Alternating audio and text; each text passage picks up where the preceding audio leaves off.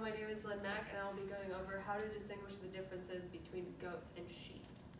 So I will be discussing the similarities between the two, their differences, and their easy to distinguish differences.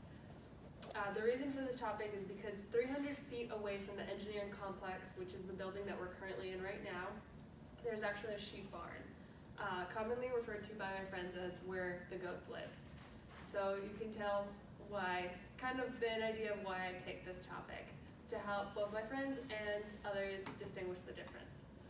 So starting with the similarities. So the interesting thing is it was explained by Ruminant Stomachs, by Blackburn, and Let's Ruminate on It by Sheep 101. They're both animals that have 4 compartments to their stomachs. So you have the omacium, obmacium, the reticulum, and the rumen. So the rumen itself can contain between 5 to 10 gallons of liquid at a time, which is liquid mixed with also grass, leaves, etc.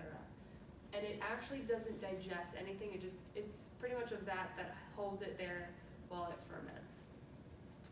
They not only have 4 compartments to their stomach, they both have split hooves and will feed their young with milk, as well as are both herd animals. So going into their differences. So as explained by goats are from Mars and sheep are from Venus, by Oburn, and how to distinguish the difference between sheep and goats by Wenzel. You have, even though they're both herd animals, goats are a little bit more independent, a little bit more curious, and will wander off more by themselves, whereas sheep are very much herd animals. They will not leave each other. So if 2 sheep go left and there's a third one, it's going to follow. It also varies on how they graze. So even though they are both grazing animals, they graze differently. So sheep are considered grazers, while as goats are considered browsers. So because sheep are less susceptible to tapeworm and to ringworm, as well as some other parasites, they can graze along the ground. They can eat things that are very close to the ground, for instance, grass, weeds, and eat those roots as well whenever they pull them up. Whereas goats, they tend to eat things that are a little bit higher out from the ground, the tops of weeds, shrubs, as well as other vines. So that's some differences. Another difference is sheep generally have wool, whereas goats will have hair. The reason why I say generally is some sheep also have hair. For instance, at New Mexico State, they actually have a breeding program where they're trying to breed out the wool and just have hair. Another difference is agriculturally, you have goats, you have them for milk as well as for meat, whereas sheep, except for here at New Mexico State, you have them for wool as well as for meat. Now moving on to other differences that are a little bit easier to tell. So you have their tails, for instance. So you can see here on the lamb how it has a lamb is a baby sheep, by the way. It has a long downward hanging tail. Generally when they're fairly young, they'll dock their tails. So that's why a lot of times you don't see sheep with tails. It also depends if they're show sheep, then they're docked pretty short, so it almost looks like they've never had a tail before.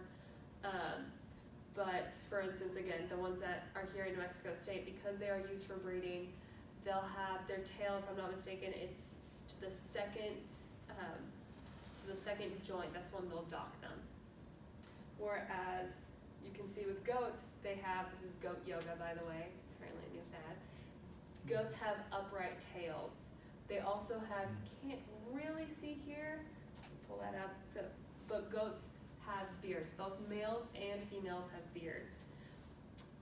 Also with goats, wild and domesticated goats both have horns, whereas sheep, all domesticated sheep do not, except for one breed in particular. So you have those differences. You also have their shelter behavior. So or their sheltering habits.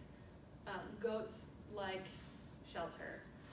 So even though they're more curious, they're a little bit easier to contain, whereas sheep, it doesn't matter if there's a storm. If they freak out and half the herd goes over the fence, the rest of the herd's gonna follow regardless. So you have those differences. You also have how the males will be aggressive. So for instance, a goat, you have the males, which are called bucks. They will stand up on their two hind legs like a little human and then throw their head forward with their horns. Whereas rams that are male sheep, they will just charge forward at you. So I went over those differences. Now lastly, I'm going to go over, see if you can see here, it looks like it looks like someone drew a line down their lip, and it's actually a little divot. Sheep have that divot on their upper lip, whereas goats do not. So it's another easy way to distinguish. So for my conclusion, I went over these similarities, their hooves, their herding patterns, the fact that they both give their young milk, and the very interesting fact of how their stomachs are. With that, I also went over the differences. So you have the differences that aren't usually, unless you're really kind of following them along and watching them for at least a day or a couple of days, you're not going to generally see those differences of how they graze, how they herd. Whereas the easy to distinguish differences, you can right off the bat see, okay, this one, it has wool, obviously it's going to be sheep, because goats don't have wool. But just in those differences, again, the upper lip, the tail, and then the beard. So these differences not only do they affect what we see physically, but it also affects their nutrition, how you take care of these animals, whether or not you shear it, and just kind of knowing these facts can help you take care of them properly. And then you get to show off in front of your friends. So, lastly, thanks for listening to